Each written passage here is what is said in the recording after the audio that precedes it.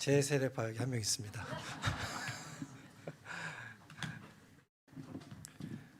오늘 저희가 함께 볼 그 본문은 사실 부활에 관련된 본문 신약성경에 많이 있는데 제가 요한복음 20장 19절에서 31절 23절까지 말씀을 제가 함께 보도록 하겠습니다. 9절인데요. 같이 한번 읽어볼까요? 19절 20절. 그날 곧 주간의 첫날 저녁에 제자들은 유대 사람들이 무서워서 문을 모두 가라고 있었다. 그때 예수께서 와서 그들 가운데로 들어서셔서 너에게 평화가 있기를 하고 인사말을 하셨다. 이 말씀을 하시고 나서 두 손과 옆구리를 그들에게 보여주셨다. 제자들은 주님을 보고 기뻐하였다. 예수께서 다시 그들에게 말씀하셨다. 너에게 평화가 있기를 빈다. 아버지께서 나를 보내신 것 같이 나도 너희를 보낸다. 이렇게 말씀하신 가운데 숨을 불어넣으시고 말씀하셨다. 성령을 받아라. 너희가 누구의 죄든지 용서해주면 그 죄가 용서될 것이요 용서해주지 않으면 그대로 남을 것이다. 아멘. 우리 키르기스탄에서 제가 좀 있었는데 그 부활절 아침이 되면 의사 티릴디 이 말을 다 해요. 의사 티릴디가 예수 사셨다, 다시 살아나셨다, 이런 말로 이렇게 서로를 그 순간을 경축하는 그런 것이 생각이 났는데 하나님께서 죽으셨던 예수님을 다시 살려내셨습니다. 아멘. 예수께서 다시 살아나셨습니다. 찬양 인도하시면서 왜 이렇게 부활절인데 기뻐하는 모습이 이렇게 좀 없다 이렇게 말씀하신 것 같은데 그거 좀 당연한 것 같아요. 왜냐하면 이제 사순절하면 40일 동안 고난의 그 주간이잖아요. 39일 동안 왠지 인상을 쓰고 있어야 될 것 같아. 뭐 이렇게 놀거나 기뻐하거나 뭐 맛있는 걸 먹거나 그러면 괜히 이렇게 좀 미안한 마음, 어울리지 않는 마음, 그런 마음이 드는 것 같은데 한 39일을 그렇게 지내다 보니까 40일째 와가지고 갑자기 이렇게 하는 것이 쉽지 않은 것 같습니다. 일반적인 그런 교회에서는 사실 이 부활주일이 해방의 날이잖아요. 그죠? 고난주간 되면은 뭐 특세부터 시작해가지고 정말 교육자들 같은 경우도 정신없이 이렇게 보내고 또 이 부활절 행사도 굉장히 많잖아요. 오늘 저는 너무나 똑같다 이렇게 생각을 했었는데 그런데 특성이 있어가지고 그래서 뭐 꽃이 있길 하나. 일반적인 교회에서는 막 모임마다 서로 꽃 달라고 막 이렇게 경쟁하고 막 그러는 것 같은데 참 우리는 이렇게 특별히 고난스럽지 않은 그런 주일을 보낸 것 같습니다. 제가 공교롭게도 이번 주에 제가 이제 MT를 갔었어요. 우리 훈련원에서 우리 이제 같이 찍은 사진이고 입산 금지 지금 산불 예방 기간이라서 이제 뭐 주요한 그런 모든 루트들은 이제 금지가 되어 있는데 울산 바에는 아직 열려 있습니다. 그래서 제가 새벽에 일출 보려고 새벽 2시 반에 일어나가지고 울산 바에 올라갔는데 제가 한번 소개시켜 드리려고 그래요. 저게 제가 지금 사진 찍은 데가 울산 바의 정상입니다. 근데 그 뒤에 보면 울산 바에 이렇게 멋있죠. 저기서 70년대 그 행글라이딩으로 뛰어내리신 분이 우리 여기 함께 지금 하고 있습니다. 우리 러시아의 우리 곽동원 선교사님 오랜만에 방문해 주셨는데 5월 초에 다시 들어가세요. 한번 일어나세요, 선교사님.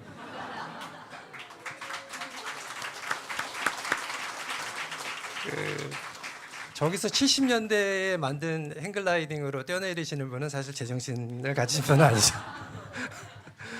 저는 저렇게 서 있어도 그냥 부들부들 떨리는 곳인데 저희 훈련원이 이렇게 이 일정을 이렇게 조정을 만들면서 우리가 몰랐는데 이 MT를 고난주간이면 하필이면 고난주간에 이게 겹치게 된 거예요. 그래서 저희들이 고민을 많이 했습니다. 왠지 이게 적절하지 않지 않을까. 선교사님들 중에 우리 훈련생들 중에 좀 이것이 이렇게 좀 적절하지 않다고 생각하시는 분이 혹시 있지 않을까. 그런 이제 염려를 몇 분이 스텝 중에 하셔가지고 좀 이렇게 생각을 했었는데 이미 외부 강사 뭐 섭외라든지 모든 게 끝나가지고 그냥 하자 그렇게 하고 다녀왔는데 정말 기후였더라고요.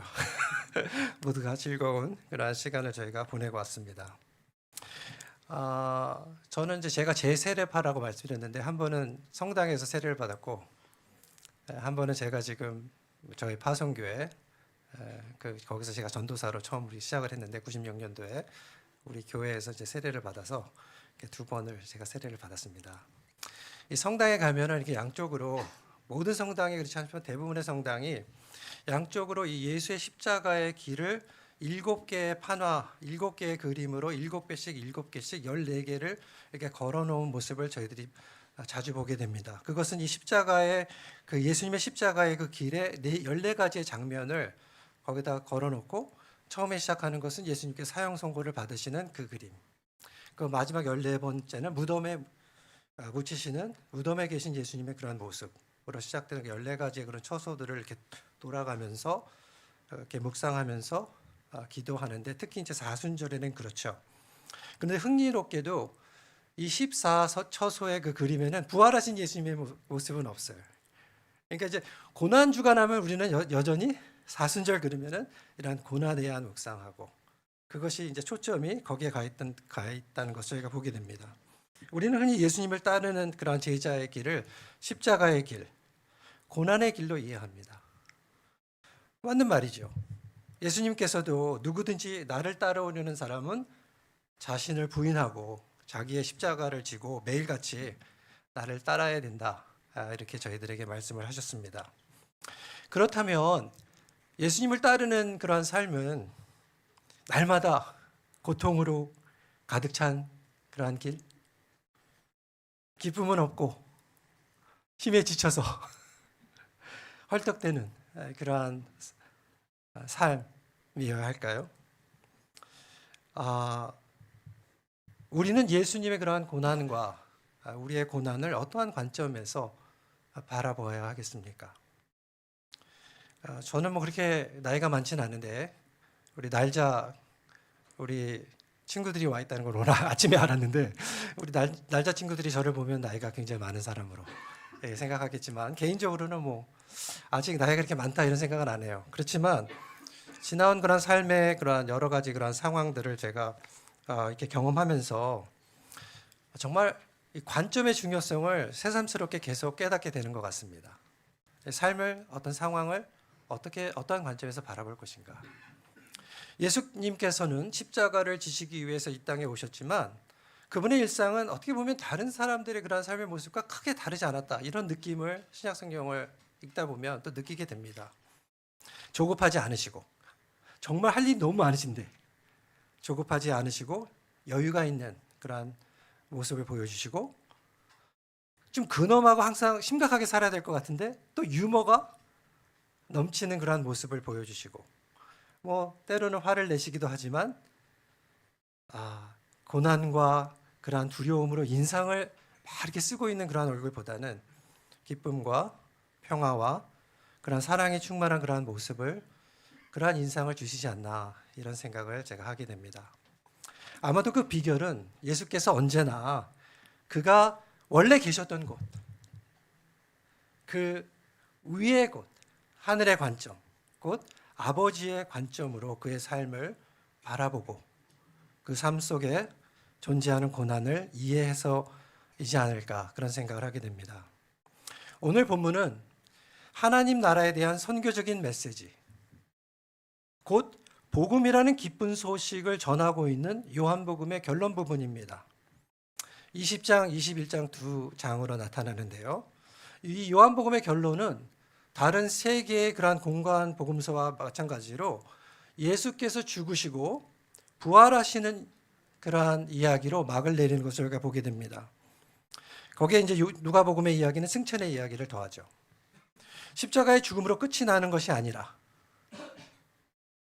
죽음을 이기신 부활이라는 그러한 승리의 메시지로 이 모든 복음서는 막을 내린다는 것입니다.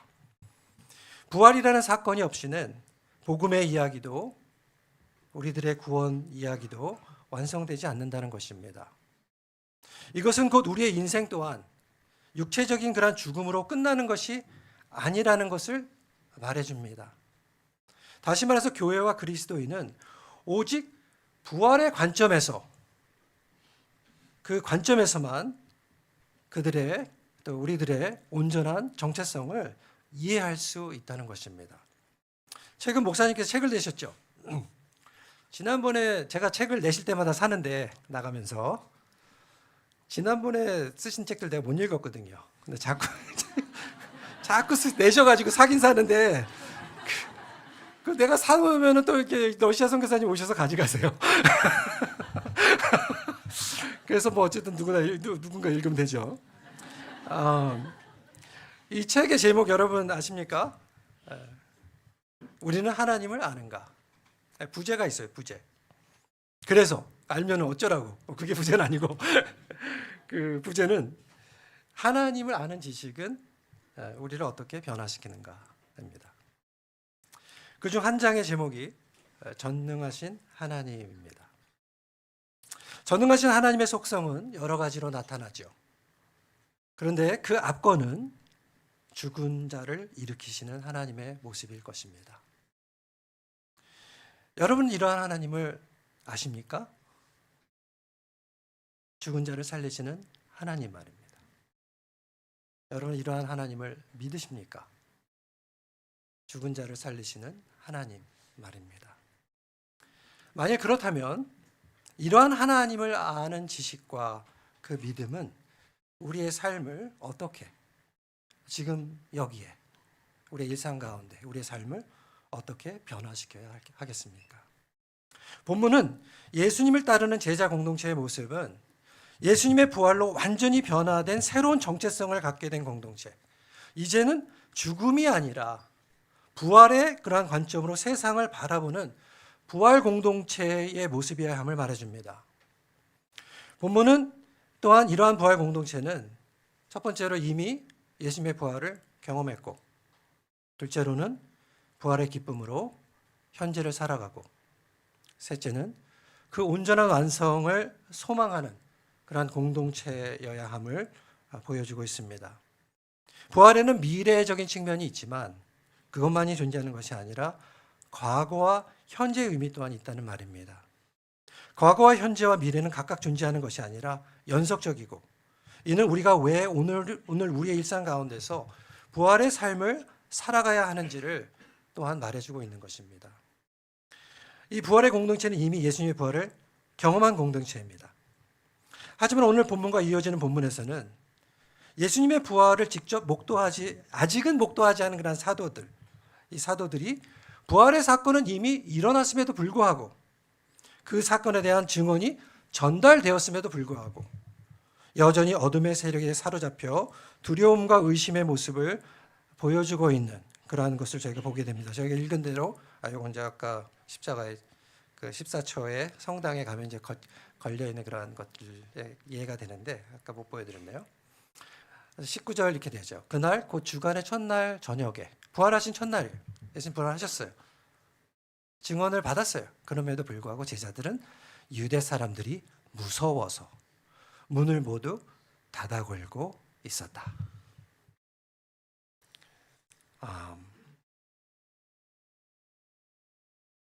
그때 예수께서 와서 그들 가운데로 들어가셔서 너희에게 평화가 있기를 하고 인사말을 하셨다. 예수님의 부활의 첫 증인이 사도가 아닌 요한복음 20장 첫 앞을 보면은 여성들이었다는 것은 의미가 아주 심장합니다. 이 마이클 고먼 교수는 이 요한복음에 대한 책을 쓰면서 20장에 등장하는 막달라 마리아를 사도들에게 파송된 사도로 명명합니다. 타이틀이나 직분이 아니라 예수님의 삶과 죽음에, 그러한 삶과 죽음에 상관없이 그와 동행하고자 하는 그러한 마음, 그와 동행하는 것, 이것이 참된 믿음이고 제자도라는 것을 요한은 보여주고 있는 것입니다. 부활 후 첫날 저녁, 곧 막달라 마리아가 사도들에게 예수의 부활을 증언한 그날 저녁에도 사도들은 여전히 예수를 죽인 유대 사람들을 두려워하여 문을 걸어 잠그고 있었다고 말하고 있죠. 오늘 주일 또한 예수님께서 부활하신 첫날이에요. 상징적으로 보자면. 그래서 우리가 이렇게 셀러브레이션을 하고 있는 것입니다. 근데 우리의 마음은 어떻죠? 예수께서 부활하신 지 12시간, 24시간 지난 게 아니라 2000년이란 그런 시간이 지났는데 또 수많은 증인들이 막달라 마리아 한 명이 아니라 수많은 증인들이 예수님의 부활에 대해서 증언하였는데 우리들의 마음은 어떤가요? 기쁨으로 가득 차 있나요? 환희로 가득 차 있나요? 소망으로 가득 차 있나요? 아니면 여전히 세상에 대한 두려움으로 가득 차 있는가요? 저는 보기와는 다르게 걱정 근심이 아주 많은 사람입니다. 조금 전에도 설교하기 우리 안절부절 못하니까 우리 선교사님이 정신 차리라고 공황장애 있는 거 아니냐 이런 말씀을 하셨는데 제가 걱정이 많은 사람이에요. 설교를 부탁받아도 걱정. 또 우리 지난 10월 달에 아버님 갑자기 돌아가시고 또 어머님, 남아 계신 어머님 또 생각하고 어머니를 돌보고 있는 우리 아내 생각하고 걱정이 많아요. 계획을 할 수 없다는 것, 또 불확실한 그런 앞날 이런 것들을 생각하면 정말 오만 가지 두려움이 밀려오기도 하고 때로는 좀 내가 좀 탈진이 되지 않았나 이런 느낌을 갖기도 합니다. 5060 세대 우리 지난주에 음성 다녀왔는데요. 이렇게 얘기하다 보면은 한두 가지 근심 걱정은 다 달고 사시는 것 같아요. 있으면 있는 대로 걱정. 투자할 게 없으면 걱정. 투자해도 걱정. 다 걱정거리입니다. 뭐 나이 든 사람만 걱정거리가 있겠어요? 우리 젊은 친구들도 걱정거리가 있을 거고 우리 아이들도 걱정거리가 있겠죠. 하지만 본문 말씀에서 우리는 두려움에 떨고 있는 이 연약한 제자들에게 먼저 찾아오셔서 그들과 함께 하시며 그들에게 하나님의 그 샬롬의 평화를 주심으로 새로운 출발을 일으키시는 부활하신 예수님을 만나게 됩니다. 얼마나 놀라운 반전입니까? 요한복음 1장에서 3장으로 이어지면서 소개되는 이 세상의 죄를 위해 성육신하시는 로고스, 그 말씀, 부인하고 배신하는 그런 연약한 제자들을 13장 1절의 말씀처럼 끝까지 사랑하셨다 하신 그들을 위해서 끝까지 목숨을 아끼지 않으시고 원수의 편을 드시는 이러한 예수 그리스도의 선교 이야기, 이게 선교 이야기인데요. 그러한 선교 이야기에 합당한 결론이 또 오늘 본문의 말씀이 아닌가 이런 생각을 하게 됩니다. 하나님을 알고 믿는다는 것은 무엇보다도 아들을 죽음에서 살리신 부활의 하나님을 믿는다는 것을 의미합니다. 우리를 두려움에 떨게 하는 세상의 어떤 위협보다 우리들이 당면하고 있는 어떤 두려움보다 불확실성보다 하나님의 능력이 그의 지혜가 더욱 위대하시고 우리를 끝까지 사랑하시는 하나님께서는 그의 임재를 통해서 우리에게 주어지는 총체적이고 완전한 그러한 샬롬, 그 평화를 우리에게 주시고 우리를 보호하신다는 것을 말하고 있는 것입니다. 이러한 그러니까 뭐 히브리어로 헤세드의 하나님, 사랑의 하나님 이런 말하기도 하고 엘슈다의 하나님, 능력의 하나님, 올마이티 갓 이런 표현을 쓰는데 그런 하나님의 사랑과 그 능력을 우리가 알고 있기 때문에 사실 성경도 이거 지켜 저거 지켜 이거 해 저거 해 우리가 흔히 느끼는 거는 그런 것 같아요. 성경을 보면 이거 하지 마 저거 하지 마 이거 해 저거 해 그런 것 같은데 사실 이 하나님의 명령을 잘 들여다보면요 구약 성경도 그리고 신약 성경도 두려워하지 말라라는 명령이 제일 많습니다. 이 계명 지켜 저 계명 지켜 이거 하지 마 저거 하지 마 보다는 하나님께서는 계명을 잘 지키는 그러한 자녀가 아니라 친밀한 자녀를 더 원하신다는 것입니다. 제가 아이들을 조금 길러봐서 아는데요. 저도 그래요. 이렇게 뭐 FM대로 정말 이렇게 똑똑하고 공부 잘하고 뭐 잘하고 뭐 그래도 좋죠. 그렇지만은 친밀한 나와 가까운 그러한 자녀를 제가 더 원하는 것 같아요. 오늘 우리는 또 세례의식을 통해서 우리와 예수님과의 하나됨을 다시 한번 확인할 수 있었습니다.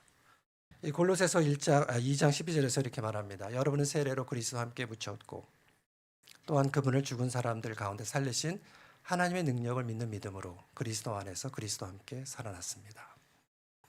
부활의 메시지는 예수 그리스도의 부활만을 의미하는 것이 아니라 그를 살리신 하나님의 능력을 믿는 믿음으로 말미암아 우리 또한 그리스도 안에서 죄와 심판에 대해서는 죽고 새로운 생명으로 거듭났다는, 곧 그리스도의 부활에 이미 참여하게 되었다는 사실을 선포하고 있는 것입니다. 때문에 우리는 처한 상황에 상관없이 더 이상 두려움에서 살아가는 것이 아니라 삶과 죽음에 대한 담대한 부활 신앙을 가지고 살아갈 수 있다는 것입니다. 둘째로 이 부활 공동체는 그리스도 안에서 부활을 경험했을 뿐만 아니라 부활의 기쁨을 누리며 살아가는 공동체여야 됩니다. 20절에서 얘기합니다. 이 말씀을 하시고 나서 두 손과 옆구리를 그들에게 보여주셨다. 제자들은 주님을 보고 기뻐하였다. 두려움이 기쁨으로 바뀐 것입니다. 할렐루야. 이 구절 또한 우리들이 두려워하지 않을 수 있는 또 하나의 본질적인 이유를 말해줍니다. 죽임을 이기는 생명. 그것은 우리들의 능력이나 세상의 지혜로부터 오는 것이 아니라, 상황이 좋아져서가 아니라, 상황이 해결돼서가 아니라, 죽음을 이기는 생명은 그 인류를 구속하기 위해 피와 물을 쏟으신 예수 그리스도 그 자신으로부터 온다는 것이고, 이것이 주님을 맞이할 때 우리들이 누리는 그러한 기쁨의 원천이라는 것입니다. 부활하신 예수님의 관점에서 세상을 바라볼 때에 우리는 비로소 일상이 고난스럽다 할지라도 낙심과 두려움으로 우리 자신을 골방에 가두는 것이 아니라 소망과 기쁨을 가지고 세상으로 담대히 나아갈 수 있는 그런 삶을 살아가는 것입니다. 골로새서 아까 2장을 말했는데 이러한 단계죠. 이런 일이 일어났다? 그럼 우리가 어떻게 살아가야 되느냐? 3장에서도 이렇게 얘기합니다. 그러므로 여러분이 그리스도와 함께 살려주심을 받았으면 이제는 여기서 우리 일상 가운데, 우리 삶 가운데 위에 있는 것들을 추구하십시오. 거기에는 그리스도께서 하나님의 오른편에 앉아 계십니다. 여러분 땅에 있는 것들을 생각하지 말고, 그것에 갇혀서 생활하지 말고 위에 있는 것들을 생각하십시오. 여러분이 이미 죽었고 여러분의 생명은 그리스도와 함께 하나님 안에 감춰져 있습니다. 여러분의 생명이신 그리스도께서 나타나실 때 여러분도 그분과 함께 영광에서야 나타날 것입니다. 우리가 그리스도 안에서 함께 죽고 그와 함께 새롭게 태어난 자들이라면 이제 우리는 더 이상 이전의 것들에 목숨을 걸고 살아가는 것이 아니라 그리스도가 계신 위의 것들을 가치 있게 생각하고 추구하는 그러한 공동체가 되어야 한다는 것입니다. 부활의 첫날 그들을 찾아오시고 그들 가운데 함께 하셨던 예수님으로 말미암아 두려움을 버리고 평안과 기쁨을 경험했던 사도들과 같이 우리들 또한 오직 우리 가운데 그러한 심겨진 부활의 그 씨앗이 뿌리를 내리고 자라게 하여 장차 완성될 그 부활의 실제를 증거하게 하는 그 기쁨으로 충만한 공동체가 되어야 된다는 것입니다. 두려움에 사로잡혀 있는 자들은 결코 평안과 기쁨을 선포하는 부활의 제자 공동체를 이룰 수 없다는 것입니다. 마지막으로 부활 공동체는 하나님의 선교, 곧 아버지와 아들과 성령의 선교에 참여하는 삶의 모습을 통해서 부활의 완성을 소망하는 공동체여야 됩니다. 21절에서 23절의 말씀이죠. 예수께서 다시 그들에게 말씀하셨다. 너에게 평화가 있기를 빈다. 굉장히 중요한 말이 나와요, 여기서. 이것이 하나님의 자녀들, 제자들의 정체성입니다. 아버지께서 나를 보내신 것 같이 나도 너희를 보낸다. 부활하신 예수께서 말씀하시는 거예요. 이렇게 말씀하신 다음에 그들에게 숨을 불어넣으시고 말씀하셨다. 성령을 받아라. 너무나 중요하죠. 성령이 이래서 중요한 거예요. 아버지께서 아들을 보내신 것 같이 아들의 부르심을 받아서 세상으로 나아가기 위해서는 우리에게 필요한 그 절대적으로 필요한 것이 바로 하나님의 숨, 성령이라는 거예요. 너희가 누구의 죄든지 용서해 주면 그 죄가 용서될 것이요 용서해 주지 않으면 그대로 남을 것이다. 부활 공동체는 아들이 아버지로부터 세상으로 보냄을 받은 것 같이 아들로부터 보내심을 받는 그러한 선교 공동체입니다. 오늘 본문을 시작하고 몇 년 뒤 평화의 메시지는 그 자체로 선교의 메시지예요. 선교란 교회가 해야 될 여러 가지 일들, 그러한 사역들 중에 하나가 아니라 모든 성도가 부활의 완성에 이를 때까지 가져야 될 정체성이고 소명이고 사명이라는 것입니다. 제자들을 세상으로 파송하시며 예수께서는 그들에게 필요한 절대적인 요소들을 다시 한번 상기시켜 주시는데 첫째로 예수께서 가져오시는 평화입니다. 언제나 반복은 강조를 나타내죠. 19절과 21절에서 예수께서 주시는 평화는 아들을 통한 하나님 아버지의 선교와 그 선교에 참여하여 평화의 그런 사자들로서 세상으로 나아가는 제자들의 선교를 상징하고 있습니다.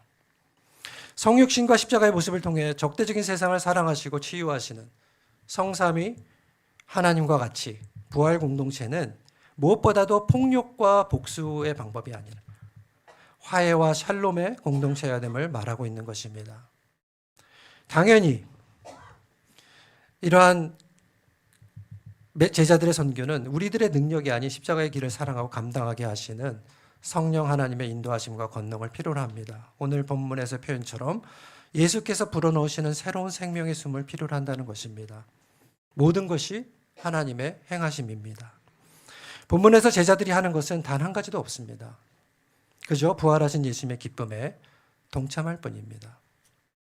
본문에 이어 20장을 마무리하는 20장 31절은 이 요한복음의 전체 그러한 그 목적을 이야기를 하죠. 그런데 여기서 이것을 기록한 목적은 친절하게 얘기해줘요. 요한복음에 기록했냐? 여러분으로 하여금 예수가 그리스도이시고 하나님의 아들이심을 믿게 하고 또 그렇게 믿어서 그의 이름으로 생명을 얻게 하려는 것이다. 이 구절과 함께 오늘 본문의 마지막 구절은 교회에게 주어진 그 사명이 얼마나 중요한지를 우리들로 하여금 인식하게 하는 것입니다. 하나님께서 이 일을 이루시는 그 방법이 교회라는 거예요. 이 네슬리 뉴비겐의 말처럼 죄사함을 받게 하는 회개를 통해 열방의 구원, 곧 부활의 완성을 도모하시는 하나님께서는 열방을 향한 그분의 선교를 감당할 사인, 그 표적이고 또 인스트루먼트, 도구요, 포테이스트, 맛보기로서 교회를 택하셨다는 거예요. 몇몇의 선교사가 아니라 교회 전체를 선교사로 부르신 것입니다. 그러므로 교회는 부활하신 예수의 평화의 사자들로서 아들이 보냄을 받으신 방식대로 세상으로 나아가 적대적인 세상을 향한 하나님의 화해와 용서의 메시지를 전하는 것을 그 공동체의 가장 중요한 삶의 그 본질로 또 기쁨의 원천으로 여기는 공동체여야 한다는 것입니다. 우리는 성령의 능력으로 세상으로 나아가 반목과 대립, 정죄함과 복수의 모습이 아닌 용서와 환대의 메시지를 삶으로 전하는 그런 공동체가 되어야 될 것입니다. 생명을 존중하고 생명을 사랑하고 그러한 생명의 풍성함을 아직 누리지 못하고 있는 자들에게 부활하신 아들의 생명으로 초대하는 것, 이것이 우리들이 가지고 있는 그러한 최고의 사명이라는 것입니다. 다시 한번 우리의 마음을 살펴보았으면 좋겠습니다. 우리의 공동체를 바라보았으면 좋겠습니다. 여전히 두려움과 또 의심과 그러한 불확실한 미래에 대해서 그런 것에 대한 염려로 우리가 사로잡혀 있지는 않은지, 그 무게 아래 눌려 살아가고 있지는 않은지, 아니면 부활하신 주님으로 인한 기쁨과 소망으로 가득 차 있는 삶을 우리가 또 염원하고 또 그것을 위해 기도하고 또 함께 서로를 격려하는 삶을 살아가고 있는지 한번 살펴봤으면 좋겠습니다. 그 어느 때보다도 정말 못지않게 세상은 항상 폭력적이에요. 우리가 사는 시대는 가장 폭력적으로 느껴지죠. 우리가 살고 있으니까. 근데 돌이켜보면 다 그래요.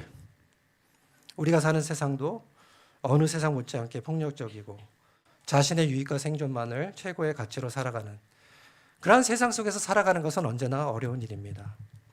오늘 우리의 자신의 모습과 교회의 모습에 죽음의 세력을 물리치신 예수를 온전히 따르는 부활 공동체의 모습을 정말 우리가 담아내고 있는지 물어볼 때 우리는 정말 자신이 없을 수도 있습니다. 저희는 연약합니다. 저희는 두렵습니다. 저만 그런가요? 나는 연약합니다. 나는 두렵습니다. 이렇게 얘기할 것 같은데, 하지만 부활의 메시지는 우리에게 새로운 출발을 위한 소망을 허락합니다.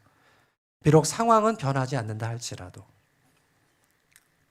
죽음을 이기시고 부활하신 예수께서 우리와 함께 하신다라는 그러한 믿음이 있기 때문에 우리는 담대함을 가지고 나아갈 수 있을 것입니다. 제자들의 잠긴 문과 마음을 여시고 새로운 여정에 참여케 하신 삼위 하나님의 은혜와 능력을 기억하면서 겸손한 마음과 새로운 소망을 갖는 우리가 되었으면 좋겠습니다. 이 부활의 아침에 담대히 내려놓을 것을 내려놓고 새롭게 붙잡아야 할 것을 확신 있게 붙잡는 그러한 부활 공동체로 부활하신 예수님께서 앉아 계신 그런 하늘의 관점과 소망을 가지고 이 땅을 살아가는 우리가 되었으면 좋겠습니다. 제가 이 한국에 온 후에 저 산에서 아까 사진 보셨지만 MT 가도 제가 새벽에 2시 반에 일어나서 올라갑니다. 한국에 와서 생긴 버릇이에요. 산에 다니게 된 것은. 최근에는 또 인도 클라이밍을 제가 배우고 있습니다. 그래서 지금 손이 다 망가졌는데요. 이렇게 배우면서 저도 위로부터의 관점을 좋아하는 사람이 되었습니다. 산 아래에 있는 것보다는 산 위에 있는 것을 좋아하는 사람이 되었습니다. 관심이 있다 보니까 클라이밍을 하는 사람들의 영상을 또 짤로 제가 많이 보는 그런 버릇이 생겼습니다. 그렇게 알게 된 사람이, 제가 이제 저희 가족은 미국에서 메릴랜드 주에 사는데 같은 주 출신의 스테프 데이비스라는 여성 클라이머예요. 이분이 멋있죠? 줄도 없이 이 1000m가 되는 요세미티의 엘 캐피턴 그 절벽을 맨손으로 줄도 없이 올라가신 여성입니다. 너무 환상적이에요. 올라가면 그냥 안 내려와요. 윙스투를 타고 내려오든지 낙하산을 타고 내려오든지 해요. 너무 멋있죠? 예. 저도 우리 저기 앉아 계신 분이 옛날에 저렇게 하셨었어요. 근데 저는 그렇게 할 수 있을지 모르겠지만, 정말 그야말로 땅보다는 하늘에서 살기를 원하는 사람입니다. 그래서 인터뷰를 하는 거 보니까 그래요. 다시 태어나면 나는 새로 태어나고 싶다. 이런 말을 하시더라고요. 이분이 그 끝없이 하늘을 향하는 자신의 삶의 여정을 정리한 회고록을, 그 메모어를 썼는데 그 제목이 이거예요. Learning to Fly. 날아가는 거를 배우는 거. 근데 부제가 아주 멋있어요. A memoir of hanging on and letting go. 너무 멋있죠? 저 발음도 괜찮죠?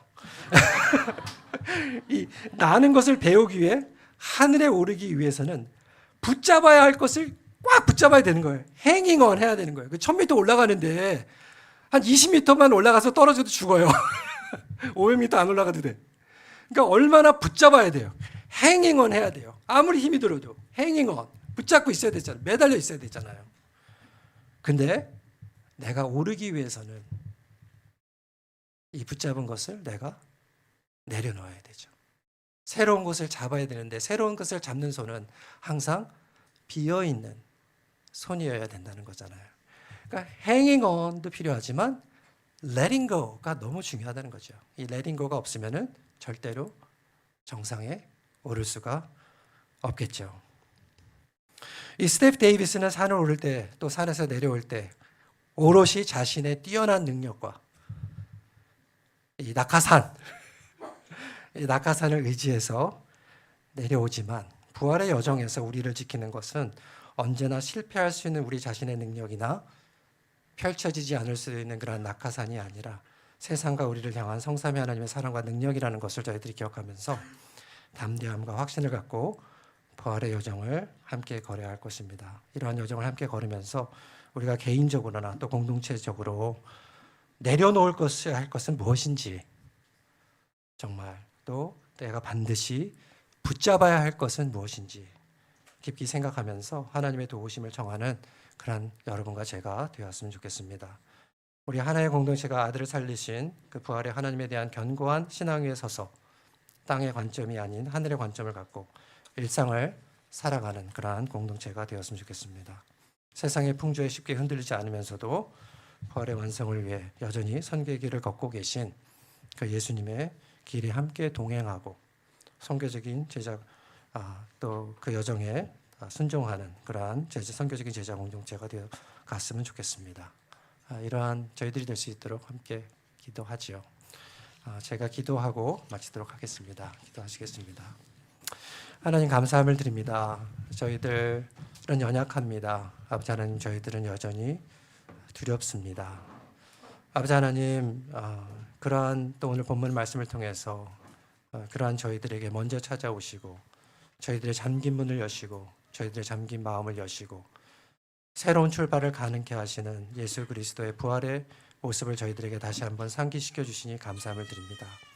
아버지 하나님, 이제는 오롯이 우리와 함께 하시는 예수 그리스도를 바라보며 이전의 삶의 모습과 그런 생각으로 살아가는 저희들이 아니라 부활하신 예수께서 계신 그 하늘의 관점으로 위의 것을 생각하고 위의 것을 추구하며 서로를 격려하며 함께 그 여정을 살아가는 부활의 공동체로 아버지 하나님, 우리 하나의 공동체를 축복하여 주시고 함께하여 주시고 인도하여 주시옵소서. 감사함을 드립니다. 예수님의 이름으로 기도했습니다.